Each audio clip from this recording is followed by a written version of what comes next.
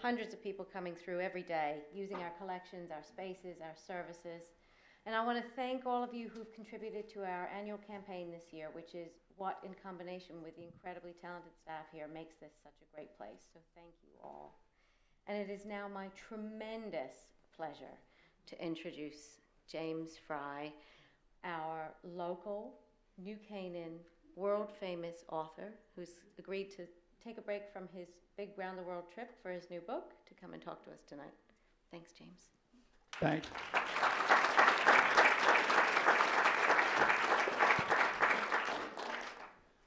Lisa's my pal because her daughter used to work for me. And I think she was nervous before her daughter Olivia started to work for Bad James Frey. But her daughter rocked and I think had a good experience. Fabulous experience. Before I start, thank you for coming tonight. I know it's shitty weather and it's cold and you would probably rather be home. Thank you for supporting the library. Libraries are important, incredibly important parts of our communities, and we're lucky to live in a community with an amazing library. Most communities don't have anything like this, and we should feel incredibly lucky to have it. It's a great place, so support it financially, support it by coming here and using it, and if you have kids, they have awesome kids programs and an awesome kids library. My name's James Frey. I write books. I just wrote a book. I do talks like this a lot. Usually when I do them, we do votes to decide what I talk about and what I do. I can talk about the new book, Endgame, and why it was built and how it was built. It's definitely not a normal book. I can talk about the other books I've written, if you've read any of those. We can do a Q&A. I'm happy to answer questions about Endgame or about any of the other books I wrote. And then we'll take a vote whether you want to hear me read or not. I know when I used to go to readings and events like this when I was a kid, the part that I hated the most was when the motherfucker on the stage would read. Because it's pretty fucking boring to sit and watch some dude read a book.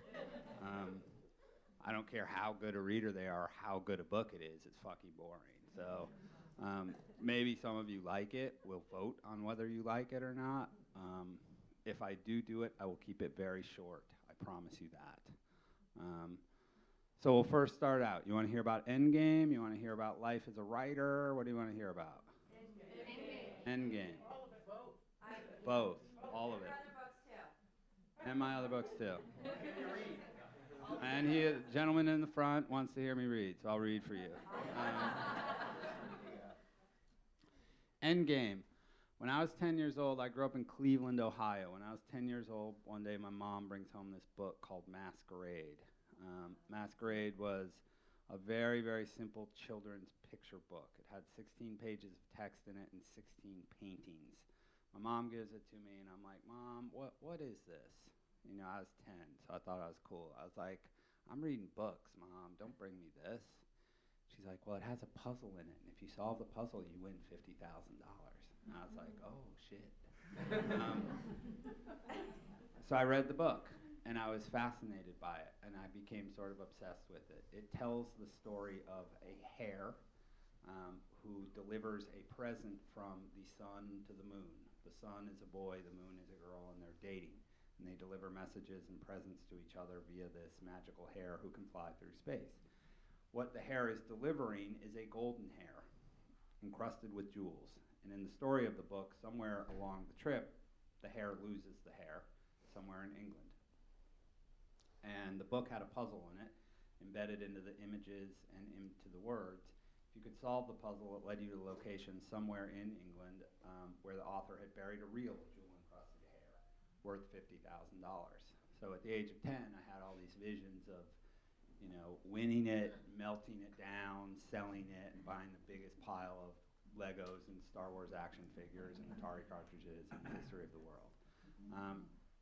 I read the book over and over again, and what I loved about it was somehow it became more than a book to me. It wasn't just, usually books are a static experience. You get a book, whether it's a physical, traditional book or a digital book, and you sit somewhere and you read it. And it exists in your own mind, and it exists on the pages, and that's it. What I loved about Masquerade was it existed everywhere in the world. Everywhere I went, I would wonder, is the rabbit buried there? Is the rabbit buried there? I knew it wasn't buried in Cleveland, but I still wonder. It made me think about it everywhere I went. It made me read it over and over again. It made me pay very, very close attention to every word and every image. It took 3 years for somebody to find the magical golden hair. It wasn't me. And then the world sort of forgot about Masquerade. I never did. I've always thought about it, and I've always wanted to try to do something like it, which brings us to Endgame. Aside from that influence, the world is changing. We live in a world where we have these devices. I don't have my phone on me. Who has a phone on right now? A lot of you. I think phones and iPads are extraordinary things that we take for granted. If I had my phone on me right now, I would have all the world's knowledge, all the world's collected knowledge at my fingertips at all times. I could know anything I wanted to within seconds. I could see a picture of any location on Earth within seconds. I could get directions to anywhere on Earth within seconds. I could buy airplane tickets. I could play video games. I could read the news. I could read a book. They're extraordinary devices. And as I was starting to think about Masquerade and how to write a book with the puzzle in it, I started thinking about these devices and everything they could do. And not only everything they could do, but how I, as somebody who writes books and tells stories, could use them. So I look at a search engine and I think, yeah, it can tell me whatever I want it to tell me, but I can also use it to tell a story. And I started thinking about building a book that told a story, that had a puzzle, but that was also used all of the technology we had at our disposal. Mobile phones, video games, search engines, maps, geolocation devices as tools, social media, Twitter, Facebook, Google+, as ways to broaden and deepen the story so that the story is still told within the pages of a book in the traditional sense, but also so that the story morphs out into the digital world in many, many, many different areas and the real world. So from there I came up with the story. The story's kind of depressing. It's about the end of the world. Some of what I'll tell you right now is real information and some of it is fake. I will be very, very clear about when I'm jumping from one to the other. If you've read some of my other books, you know I'm a fucking master at mixing those things up. Real information. Human beings that look like us have existed for 200,000 years. Human beings that think like us have existed for about 12,000. Something happened 12,000 years ago. This was discovered in 2004. In 2002, they fully decoded the human genome. Once they fully decoded it, they started going back in time and looking at people from different periods of time to see how we had evolved or if we had evolved at all. They reached a point 12,000 years ago where the genetics of our brains were altered. There is absolutely no explanation for what happened or how it happened, but two genes from opposite ends of our gene spectrum were moved and fused, and it made us significantly smarter. It radically enhanced our cognitive abilities. We don't know why or how. At the same time this happened, all of the world's earliest civilizations were formed. And they were formed on multiple continents, in the Middle East, in India, in China, in North America, and South America. They were all the original earliest civilizations were built around gold mines. Gold is not a functional metal. You can't make a spear or an axe or a hammer out of it. It's not a rare metal. There's a ton of it. It's pretty, but there's other pretty shit. Nobody has any idea why the world's earliest civilizations were all built around gold mines. At the same time as those two things happened, all of the world's earliest origin myths were born. And they all tell pretty much the same story. And that story is that our omnipotent creators descended from the sky amidst smoke and fire, created man, gave us rules to live by, and then left. But before leaving, told us someday they would come back, and when they did, the world would end. That's all fact. I look at that, and I also read a lot of conspiracy theory websites, and I say to myself, well, 12,000 years ago, aliens came to Earth because they needed gold, and they saw these grunting, snorting animals that like to bash each other over the heads with sticks, and they genetically engineered them to make them smart enough to organize into a labor force. They organized them, and they had them dig up gold. When the aliens had the gold they needed, they left, but they said someday they would come back.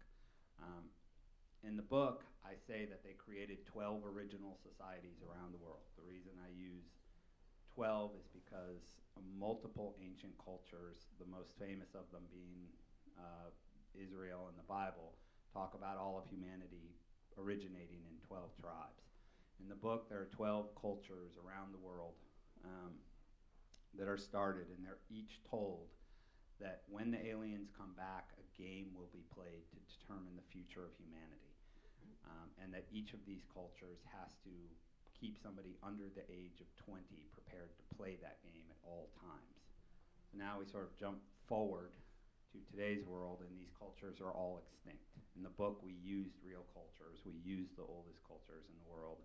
And often we chose cultures that were very mysterious, or that we know almost nothing about, because it gives us more room as storytellers to play with them. But in the book, we say that these cultures have existed in secret for thousands and thousands of years, and that they have kept people prepared to play this game in perpetuity. Each generation would have a new player, and that these players from birth were trained to be highly skilled in languages and mathematics and coding and weapons and disguise and assassination. They're essentially, 18 to 20-year-old Navy SEALs, all waiting for this game to start. The only thing they knew is that it would be kicked off by a celestial event. So at the beginning of the book, 12 asteroids simultaneously hit Earth's surface. They do, trillions of dollars of damage, kill millions of people, and most people on Earth just think it's a fluke. Some weird asteroid storm hits the planet. The endgame players, the members of these groups, and in the book we also say that the groups, that many of the world's secret societies, things like the Brotherhood of the Snake or the Illuminati or the Rosicrucians or the Priory of Sion, are in fact real, but they're not secret societies. They're actually devoted to keeping endgame players prepared. All of these groups suddenly know that endgame starts. There's something within the meteor that tells them where to go. They go to China. Now we're going to switch back to real information. There's a pyramid in China. Everybody knows about the pyramid complex in Egypt, the Great Pyramid of Giza. There's a pyramid in China called the Great White Pyramid of Xi'an.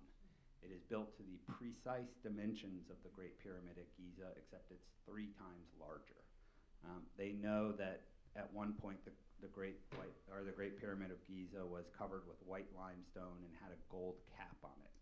The pyramid in China is still covered with white limestone and still has a gold cap on it. The last time anybody, aside from a Chinese government official, saw the Great White Pyramid of Xi'an was in 1945, when U.S. fighter pilots flew over it at the end of World War II, and they took a bunch of pictures of it. So we do have pictures of it. The Chinese government acknowledges that it exists, but they do not let anybody within 100 miles of it. The area completely around it is surrounded by the Chinese military, and you can't get access to it. It's also blacked out on all commercial satellites, so if you go to Google, you can't see it. I work with Google, so I asked, well, what did the Chinese say? And the Chinese said, don't show it, and if you do, you will never be allowed into this country. In the book, the players go to this Great White Pyramid of Xi'an, and they're told there by an alien that endgame is the hunt for 3 keys, that 3 keys have been hidden around the globe, and the first of the players to physically possess all 3 of these keys wins the game.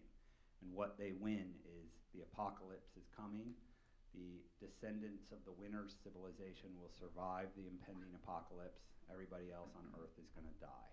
So in the book we say all of humanity is descended from these 12 original civilizations, so about 150 to 200 million people will survive the apocalypse. Everybody else on Earth is going to die. That all make sense? Cool. So that's the story. That's the setup of the series. It took about a month to figure that out. Once that was figured out, the idea was that just like Masquerade was a book with a puzzle, we were going to write a book with a puzzle, and that there would be 3 novels. Each novel would have a puzzle, and just as the book was about a world, a global scavenger hunt for a lost key, the book, if you could solve the puzzle in the book, it would lead you to the location of a real key somewhere. From there, I wrote the book. I wrote the book with another guy.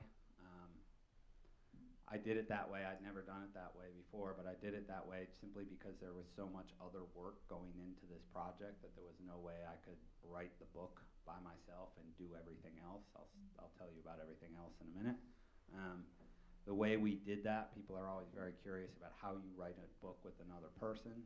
The way I did it was I wrote an outline. I came up with all the shit that I just told you, and then I wrote an outline. The outline was about 25 pages long. The writer I work with is a really close friend of mine and a guy I've known for a long time. I had him mimic my voice, so when I write in a very, very specific way. I had him mimic my voice, and he wrote the first draft. I took the first draft, and then I rewrote it probably 3 times and expanded some of it, shortened some of it, just fixed it. From there, we had the book. And again, the idea is that we want to have a book with a puzzle in it, with a key, with a prize. From there, I started thinking about how can I build a 21st century book, something like Masquerade, but on a grand scale, taking into account all the technology I have at my disposal as a storyteller. So we started planning out how the puzzle would function, and the initial idea was that the puzzle would function using Google. I had an idea that I could convince Google to go into the publishing and video game business. So the idea was that you're reading the book. If you're reading a physical book, there'll be footnotes. If you're reading a digital book, there'll be active links. The footnotes will have the links in the back of the book, but as you're reading the book, it takes you out of the book. It takes you to a Google search result, a YouTube video, a Google Earth location, a Google Map coordinates, a Google book fragment, and that all these different things were part of a greater puzzle, to a Google Plus location, to, in some cases, outside websites. All of these things would work to provide a solution to find this key, which would win you a prize. From there, we started thinking about how to make a video game. And again, we thought about Google because Google owns Android. We all use, or most people in America use iPhones, but Google controls 86% of the world's smartphone market with Android, so about 1.5 billion phones. And the idea for the video game was, how do we let people play a real-world version of Endgame? So as you're reading this game about people hunting for things, and as they're hunting, they're going all over the world, and as they're going all over the world, they're trying to find and kill each other. We started thinking about how could you do that on a phone? And it was my idea that the sort of great frontier of video games is how to turn the world into a video game. A video game, like I was talking earlier about books being a static experience, video games are also a static experience. When you play most video games, you sit somewhere and you stare at a screen and you don't move except for your hands. It's just you and a game. Occasionally you can play with other people online, but it's a static experience. So if we're going to try to make a book that expands your world, how can we make a video game that expands your world? How can we turn the world into a game? And the idea was to build a game that existed on your phone via mapping technology, so that you joined the game, you became a player in the game, and everywhere you went, you had a map on your phone that showed you where you were and where other players in the game were. And if you were close enough to them, you could fight them. So the way the Endgame video game is going to work, it's been delayed a few times. It's now going to come out sometime in March, is that you will sign on, you will join one of these 12 ancient tribes, you will have a username, you'll walk around the world. In the world, you can collect weapons, protection, armor. You can also buy them. If any of you decide to play Endgame, I would appreciate if you bought them. As you're walking, a map shows up, and that map can be scaled out to 2 miles or scaled down to 50 yards. It shows you every other player signed into the game, what level in the game they are, and what tribe they're in. If you are within 50 yards of a player, you can tap their icon on your phone, push another button on your phone that says attack, and they have to fight you. So it literally will turn the world into a video game where if you're playing it, everywhere you go, you can fight other people, and you have to be aware that they can try to fight you.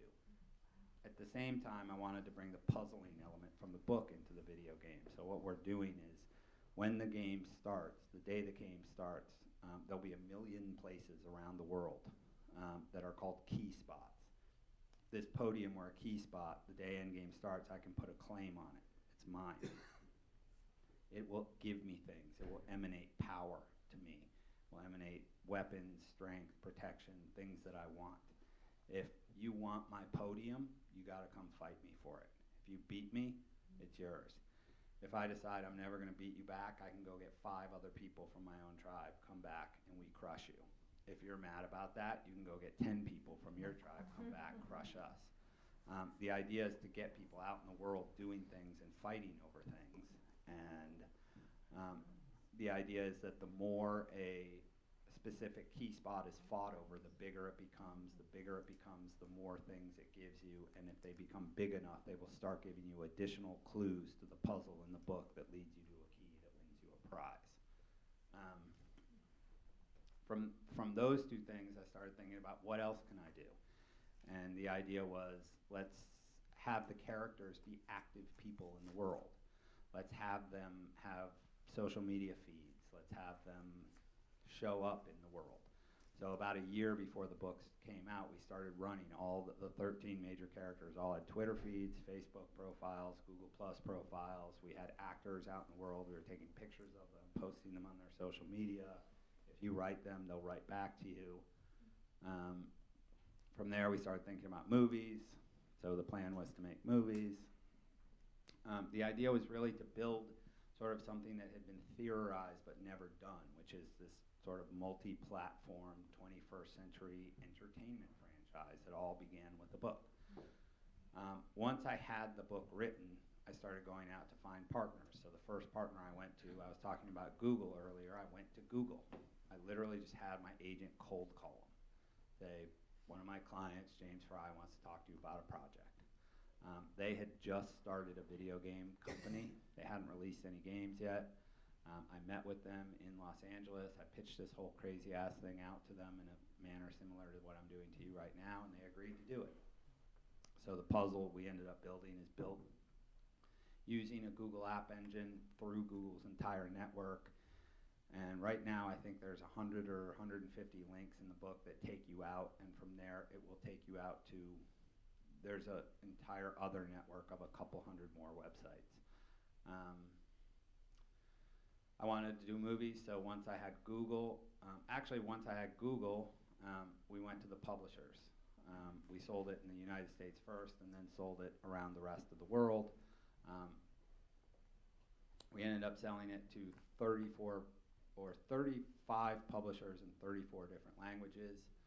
It was very important to me to have the book come out simultaneously, that if you're going to have this puzzle in it, in order for it to be fair, it has to come out in every language in the world on the same day. So on October 7th was the day we released it. It became the largest simultaneous release of a book in publishing history, which was kind of shocking. I figured like Harry Potter or somebody would have beat me, but they used to window those because of the translation lags. When we sold the book, we set a hard date. Everybody had to meet the translation, and we actually pulled it off.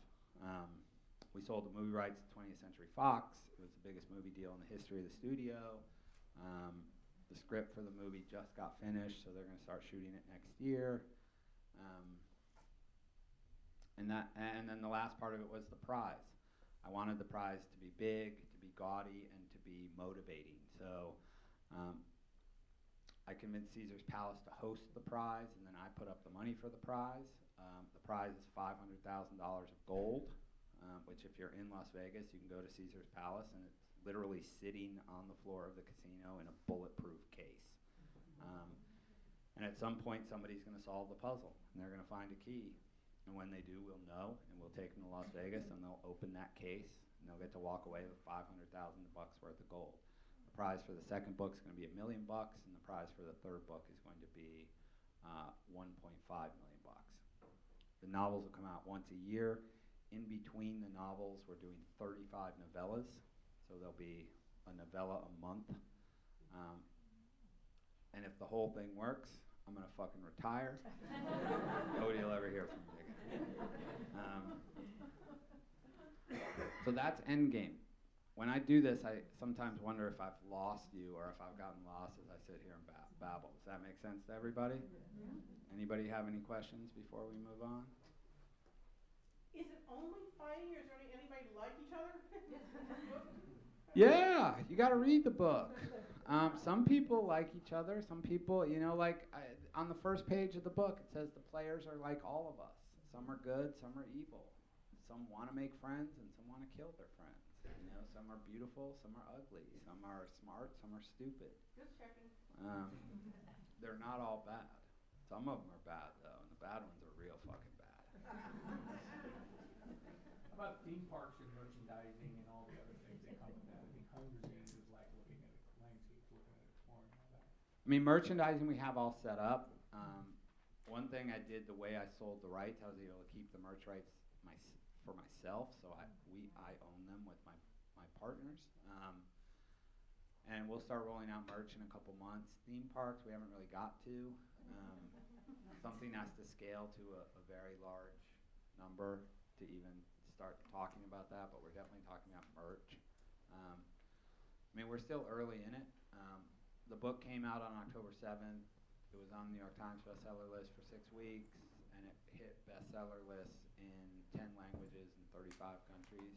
So it's done pretty well, but we'll see how much it scales. We still have the game to come, we still have the movie to come, we still have more books to come. We'll see at the end of it if we end up doing that. But definitely the idea is to make it as big as we can. If a theme park calls me up and says, hey, we want to do an Endgame ride, I'll be like, yeah. How much did World of Warcraft influence you, if you did at all? Actually, quite a lot. I love World of Warcraft. World of Warcraft's totally badass. One of the great things about working with Google is that a lot of people want to work for Google, and Google has a lot of money. So when we first started looking for people to hire to actually build the Endgame mobile game, so the game itself, the reason it keeps getting delayed is it will be by far the most advanced mobile video game ever built. They are literally inventing the technology that makes it work. And it'll be the most expensive game ever built. But we went and hired one of the original game designers from World of Warcraft, a guy named Dan Airy. I loved World of Warcraft, and again, the idea was let's turn the world into World of Warcraft. Your story will keep evolving to keep the adult. Will it keep the? There's a whole separate part to it called the ARG. The ARG is very complicated to explain to an audience in a short period of time, but there is a whole separate fiction related to playing the mobile game that will be evolving and will really be determined by user participation, and we're going to have monthly game events. So we could have the Battle of New Canaan, where we say, there's a very valuable weapon hidden on Elm Street. Whichever tribe wins the Battle of New Canaan, everybody gets that weapon. So we hope thousands of people descend on those places, and there's a huge battle, and whoever wins gets that weapon. But then that will determine the fiction of that part of the game. The book fiction and the game fiction are going to be separate but interlocked fictions. I just need advance warning because I already have 2 college kids who are completely obsessed with Warcraft, and I'm like, oh no, here we go. It's their life. I hope Endgame becomes their life. Did this obviously lends itself to an e-book so much. Did you ever consider eliminating print altogether? I did consider eliminating print altogether in the very early stages of it. I thought about publishing it myself. I have a company that publishes books. We publish a book a week. So I certainly have the capacity to do it myself. I decided not to for two reasons. A, I like a few reasons. A, I like physical books. I like that they still exist. I like that bookstores still exist. As I was talking about libraries, I think bookstores are also really important parts of our community. I try to support our local bookstore. I try to support bookstores wherever I go. So that was part of it. Another part of it is physical books are still 50% of the market, and anybody who runs a business and is willing to axe out 50% of your market for any reason other than an extraordinarily good reason is a stupid person. And although I make mistakes and am not always so smart, I'm not that stupid. But with the links and everything, you could be accused of driving it towards the electronic format. Yeah, I mean, it's actually been selling at about the normal rate, at about a 50-50 rate. And I think the experience is different with a physical book, but it's just as good once you get into it. The third part of it is in order to do all of this was enormously expensive to do. You know, we have a YouTube channel. We've been making YouTube videos for 2 years. I've been running these social media accounts for 2 years. Getting all of this stuff produced, the art, the merch, all this stuff cost a lot of money, so I needed to subsidize it, the prize. So selling rights to publishers and having traditional publishing gave me the capital to actually be able to pull it all off. So those are the three main reasons. Also translations. I can't afford to pay translators in 35 languages. And what about audiobooks and graphic novels? They have an audiobook. You can't participate in the prize with the audiobook, but it exists. Graphic novels, we may do them, or we may do offshoots, tell different parts of the story in graphic novels. We haven't gotten there yet. In the world of deal making, you must be inventing too. I mean, how did you go about thinking about making arrangements with these different entities? I have really good agents. So Ari Emanuel, if you know that guy, he's my agent, and then my book agent's another cat named Eric Simonoff. I think they're the best agents there are. I'm really blessed and fortunate to get to work with them. We did do the deals in very odd and specific ways, and before we did anything, we sat down and planned out how to do it and in what order to do it, so that I kept as many of the rights and as many of the most valuable rights as possible. So normally you would go sell a book, hope that you get a movie deal, hope you get a video game deal on top of that. We definitely did it very differently, where we went to Google first and did the video game first. That took a bunch of rights off the table. It took video game rights off the table, obviously. We did something within that deal to lock the merchandising rights to me. And what we did very simply was Google has to approve whatever merch. The guy I work with at Google's a good friend of mine, and he'll rubber stamp anything, merch-wise, as long as it's not, truly offensive. But that prevented a movie studio from getting the merch rights. Once the Google deals were done, we went and sold the publishing rights. Having Google made the publishing rights much, much more valuable to publishers when they know Google's going to launch their video game business on the back of this intellectual property and on the back of this book. Once we sold all the book rights, the only pieces left were the movie. And we took the strategy that we weren't going to send it out, so we just sat and waited. By now, when you convince Google to go into the video game business, and you sell a book in 35 languages around the world, movie studios know about it. So we refused to let them see it and just waited. And the way the movie deal came about was Fox made a sight unseen offer. We would not show them the book. We said, listen, if you want to read it, you can buy it. And that's what they did. It was a complicated deal. All of the deals were complicated in different ways, and the way we did it was definitely highly, highly unconventional. And I can take a little credit for that, but mostly like I have really good agents and really good lawyers, and I listen to them.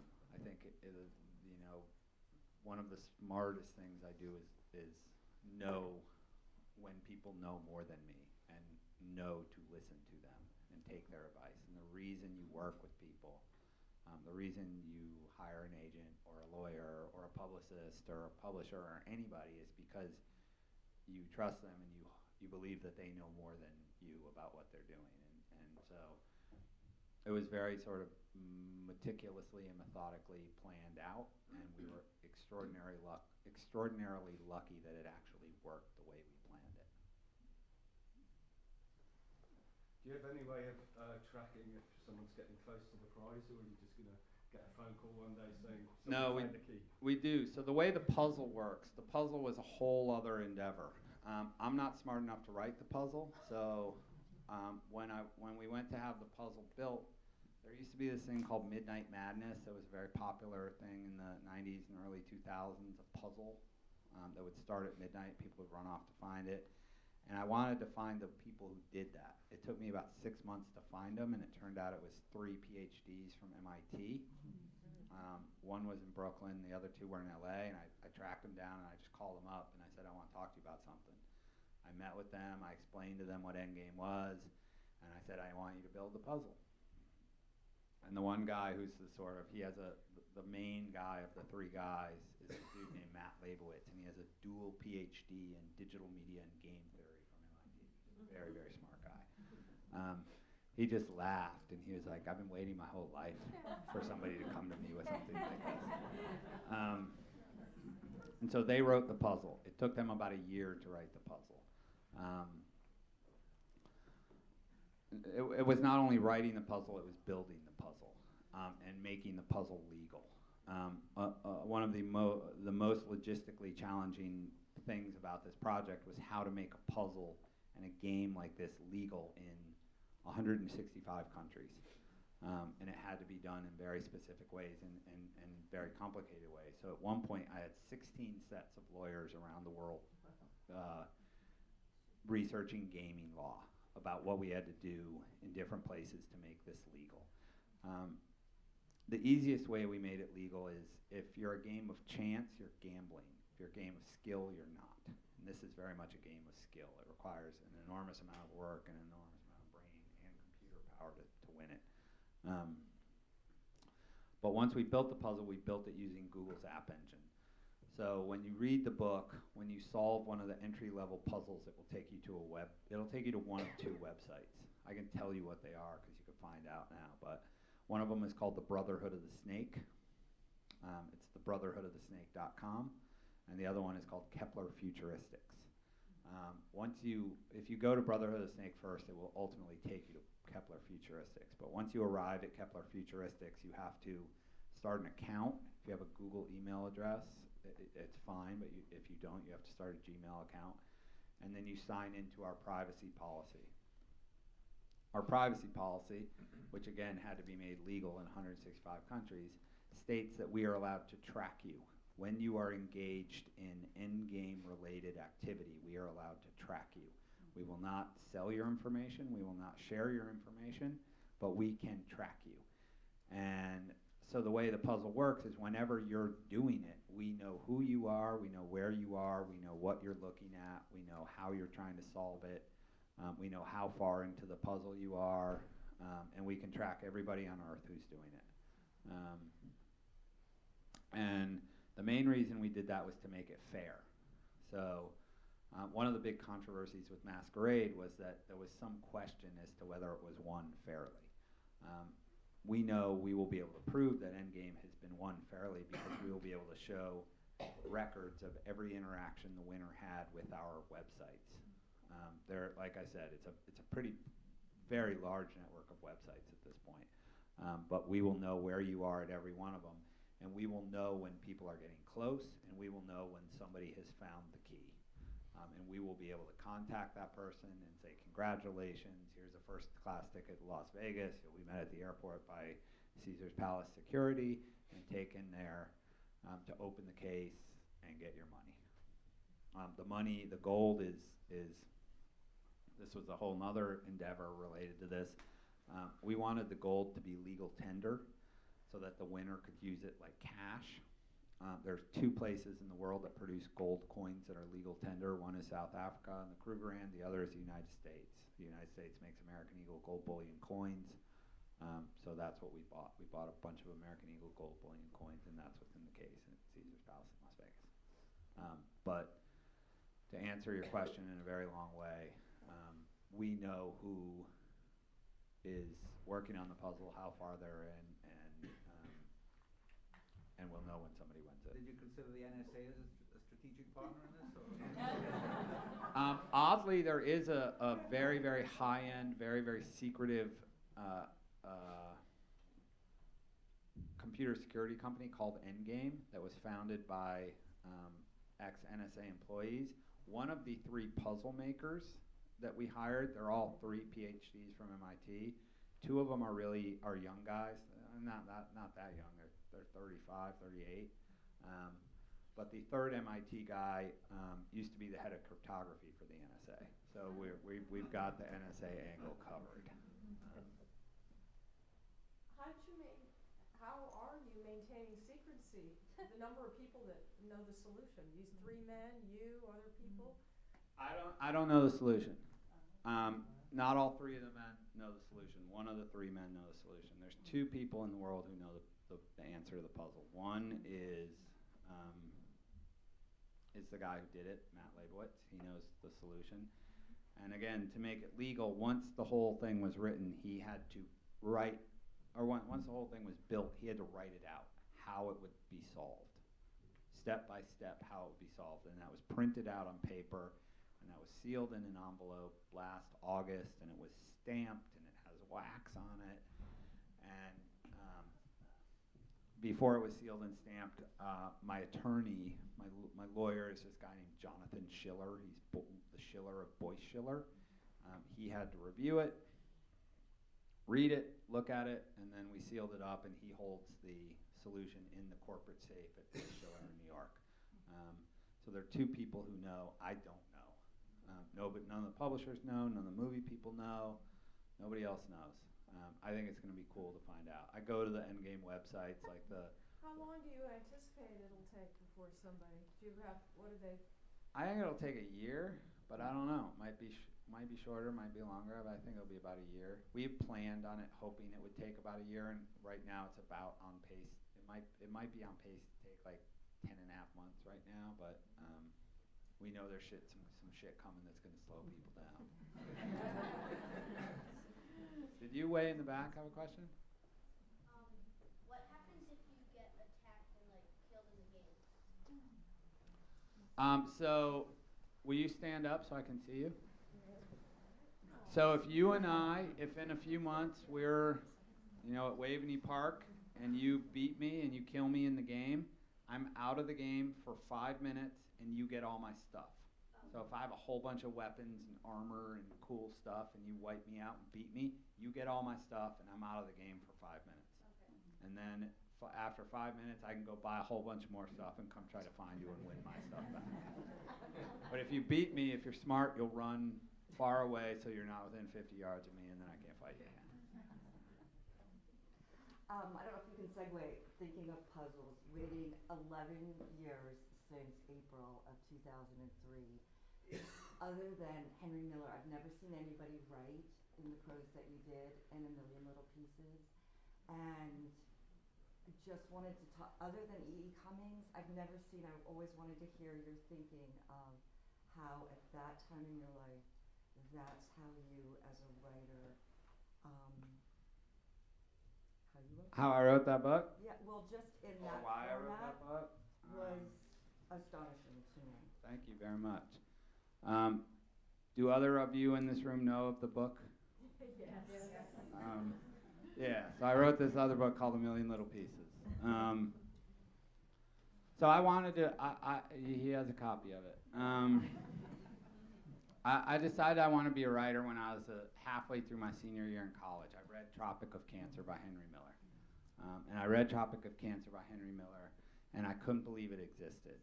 I literally the first 2 pages of that book are the greatest, maybe the greatest 2 pages of anything I've ever read. And I read that book and I was like, just blown away. When I talk about books, I say the best books light me up. And when I say that, it means it feels like somebody turns a light bulb on inside your soul. And no book nothing in my life had ever lit me up like Tropic of Cancer did.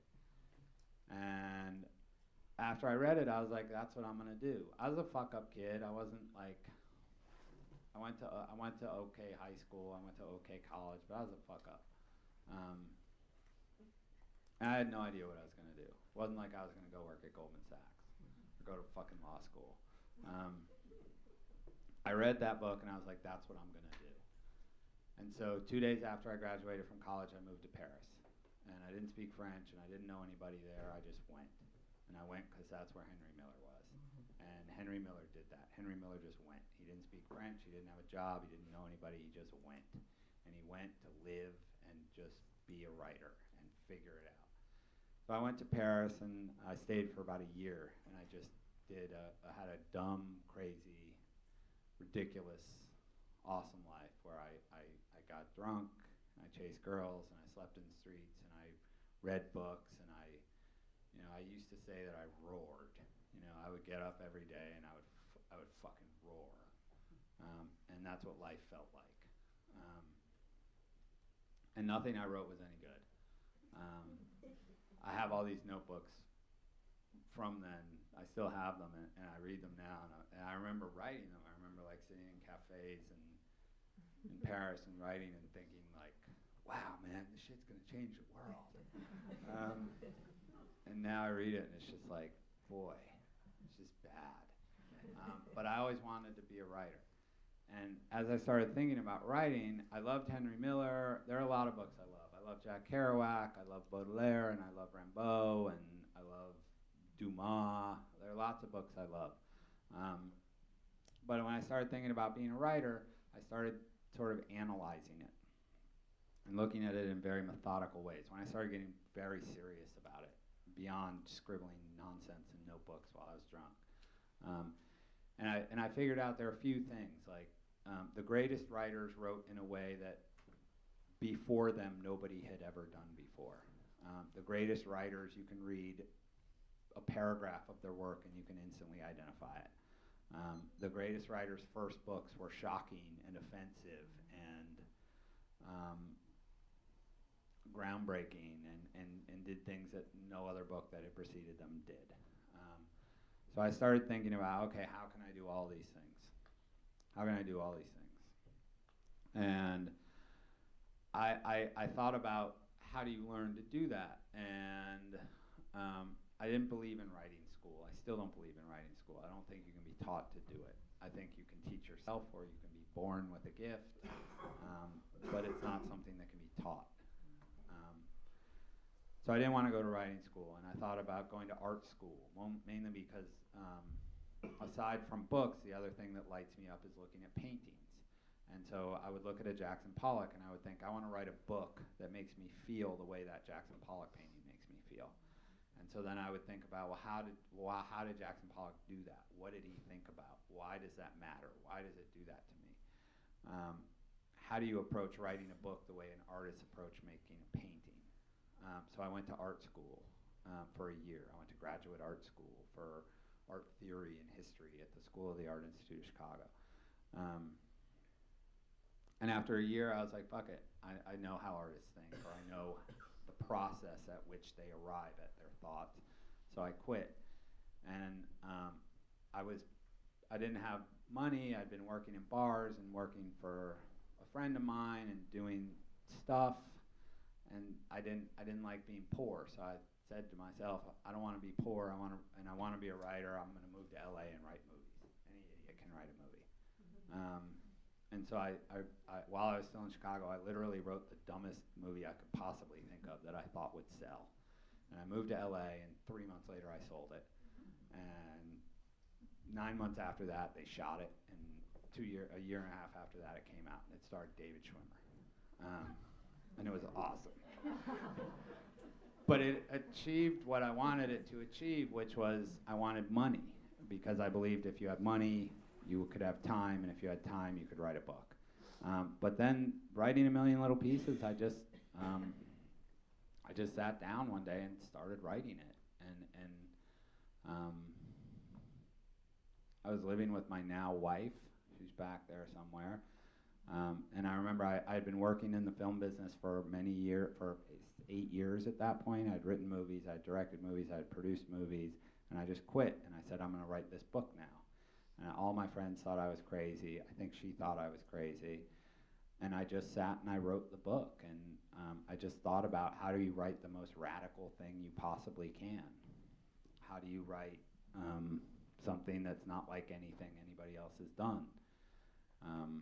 And I don't really know how I did it, but I just sat there in front of a computer for a year, and I would write, and I would talk to myself, and I would say the sentences out loud, and once they sounded right, I would write them down, and I just worked on this book all day, every day, for a year, and at the end of it, it existed.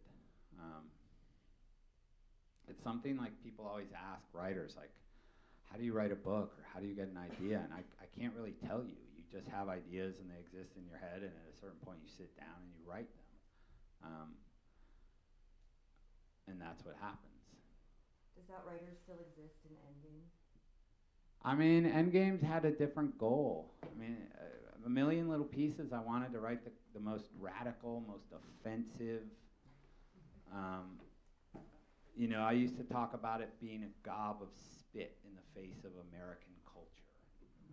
That's like literally was the intention, to be a gob of spit in the face of victimization culture and AA culture and a culture that allows people to blame their problems on other people, at the same time being like a sort of radical work of art. I mean, in a way, like, it ended up happening. It didn't happen in the way I expected it to happen, but that's what it ended up becoming. Yeah. I mean, I've never, another thing about my books is I've never read any of them. So I've never read A Million Little Pieces. But yeah, it was cool writing it. It's weird that I wrote it. I'm one of the people who's still mad at you for A Million Little Pieces, but not for the reasons you would think. It's because it was so powerful that I couldn't put the book down, even though my dad was literally on his deathbed, and I was in the middle of reading something called Final Gifts, but I put that aside because I couldn't put. Did you realize it was going to resonate that strongly with people? I mean, I guess I believed it would. If I didn't believe it would, I wouldn't have done it. I mean, it was your first experience.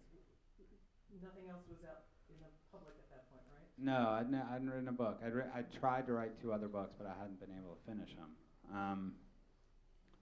No, I mean, I really like. You ask if that writer still exists. I don't know. I don't know if that writer still exists. I don't know if I could do that again. I don't know if I could do it with the force and the power that I believe I did in that book or had in that book. But that was the goal. Like when I used to talk about that book a lot, I said the goal was to, and I'm sorry I'm swearing so much. I must be offending your children. The goal of that book was to fuck you up. I wanted that book to fucking fuck you up, to literally rip your soul out, to make you cry, to make you laugh, to terrify you, to make you not be able to put it down, to make you feel and understand what it's like to be addicted to something, to make you feel and understand what it's like to not be able to stop something, to make you feel and understand what it's like to hate yourself. The goal was. You made your point. Thanks. I mean, the goal was to annihilate you and to make you read something unlike anything you had ever read and to make you feel it very deeply and never forget it. Yeah. I thought it was an extraordinary book. I loved it. I still do. I've recommended it. I keep telling people to read it. I've reread it. the public flogging was ridiculous, what they did to you. Have people backed off in publishing? Because you've been very successful since, but I hope that they've just... I mean, that book's been a weird thing. I mean, so my wife's back there. She was the first person to read it. Holly Parmalee, if you know her, she's sitting over there. She was probably the third person to read it. It's a weird, that book in me is a weird thing. In a way, it's the perfect thing. It happened perfectly. No, there's still people in publishing that hate me. Sure. I kind of like it. Good. You know, I kind of, part of me doesn't give a fuck, and part of me is stoked. I'm not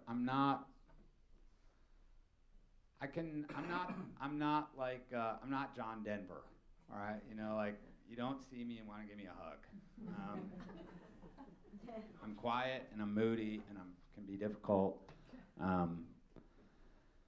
You know, people gave me a lot of shit for that book, but people also, like, were amazing with that book. Like, I remember the day after Oprah,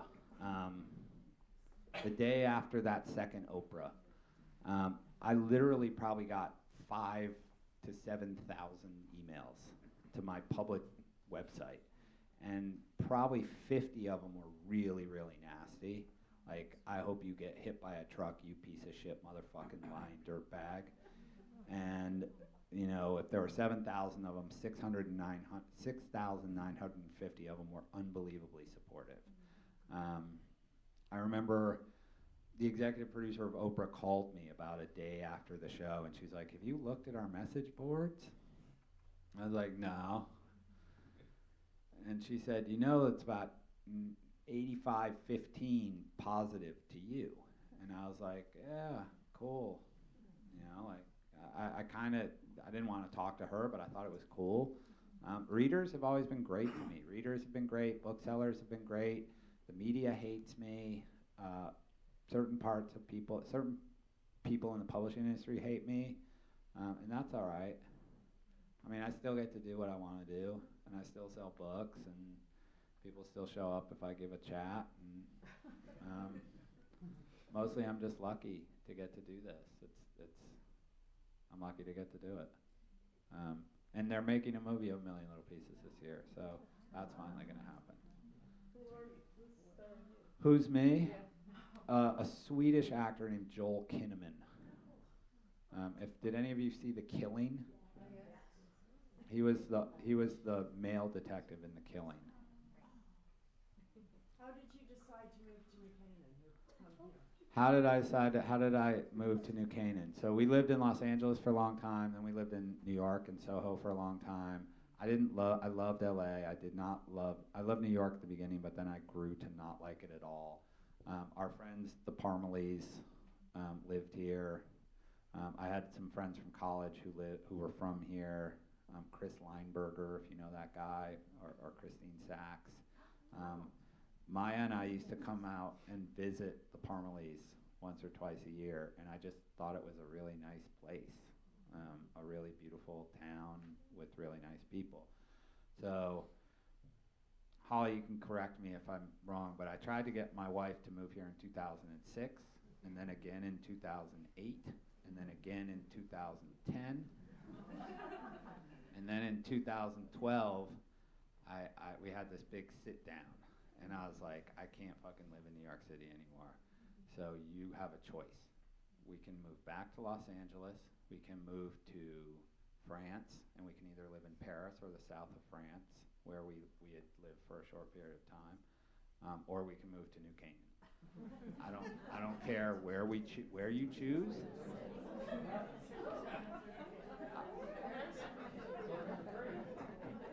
L.A., Paris, Beaulieu-sur-Mer, or New Canaan. I said, I don't care where you choose. We be really, really happy in any of them, but we're going.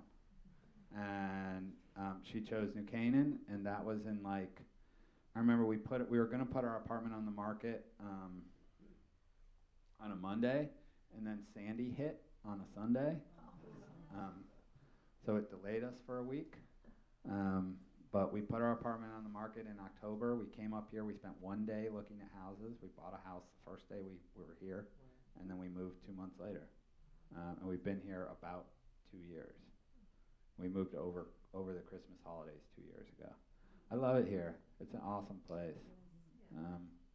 People are cool, very mellow.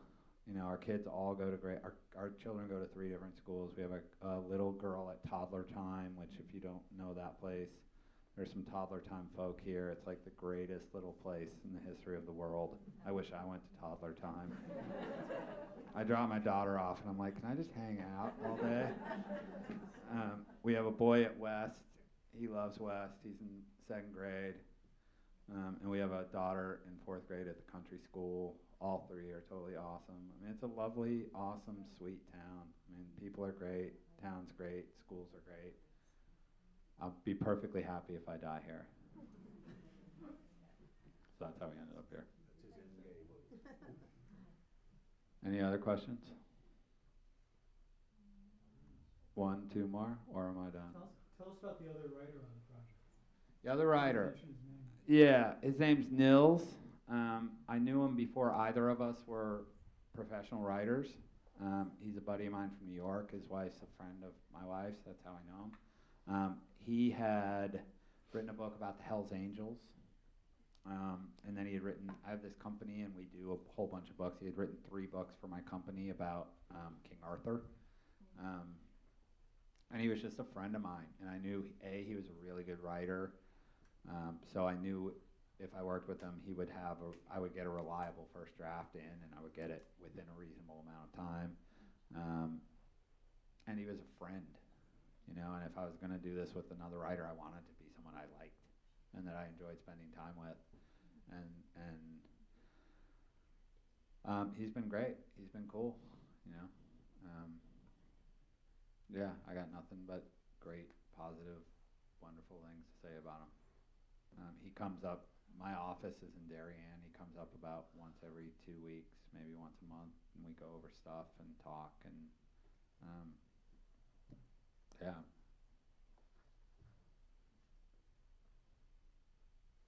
All right, is that it? You going to read a little bit? Oh, do you want me to read? We didn't ever take that vote. Who wants me to read? That's a kind of a fair amount of hand. Do you want me to read Endgame or somebody had a copy of Pieces? Which one do you want me to read? Endgame. All right, bring it on up here.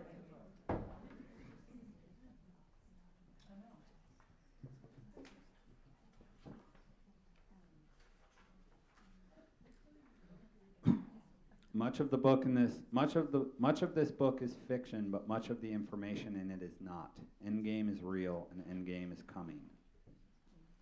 Everything, all the time, every word, name, number, place, distance, color, time, letter, every letter on every page, everything, always. So says, and so has been said, and so will be said again. Everything. Endgame has begun. Our future is unwritten. Our future is your future. What will be, will be. We each believe some version of how we got here. God made us, aliens beamed us, lightning split us, or portals delivered us. In the end, the how doesn't matter. We have this planet, this world, this earth. We came here, we have been here, and we are here now. You, me, us, the whole of humanity. Whatever you believe happened in the beginning is not important. The end, however, the end is. This is Endgame. We are 12 in number, young in body, but of ancient people. Our lines were chosen thousands of years ago. We have been preparing every day since. Once the game begins, we must deliberate and decipher, move and murder. Some of us are less ready than the others, and the lessers will be the first to die. Endgame is simple this way. What is not simple is that one of us dies, it will mean the deaths of countless others. The event and what comes after that will see to that. You are the unwitting billions. You are the innocent bystanders. You are the lucky losers and the unlucky winners. You are the audience at a play that will determine your fate. We are the players. Your players. We have to play. We must be older than 13 and younger than 20. It is the rule, and it has always been this way. We are not supernatural. None of us can fly or turn lead to gold or heal ourselves. When death comes, it comes. We are mortal, human. We are the inheritors of the earth. The great puzzle of salvation is ours to solve, and one of us must do it, or we will all be lost. Together we are everything. Strong, kind, ruthless, loyal, smart, ugly, lustful, mean, fickle, beautiful, calculating, lazy, exuberant, weak. We are good and evil, like you, like all. But we're not together. We're not friends. We don't call one another, and we don't text one another. We don't chat on the internet or meet for coffee. We are separated and scattered, spread around the world. We have been raised and trained since birth to be wary and wise, cunning and deceptive, ruthless and merciless. We will stop at nothing to find the keys to the great puzzle. We cannot fail. Failure is death. Failure is the end of all, the end of everything. Will exuberance beat strength, stupidity top kindness, laziness thwart beauty? Will the winner be good or evil? There's only one way to find out. Play, survive, solve. Our future is unwritten. Our future is your future. What will be, will be. So listen, follow, cheer, hope, pray. Pray hard if that's what you believe. We're the players, your players, and we play for you. Come play with us. People of Earth, endgame has begun.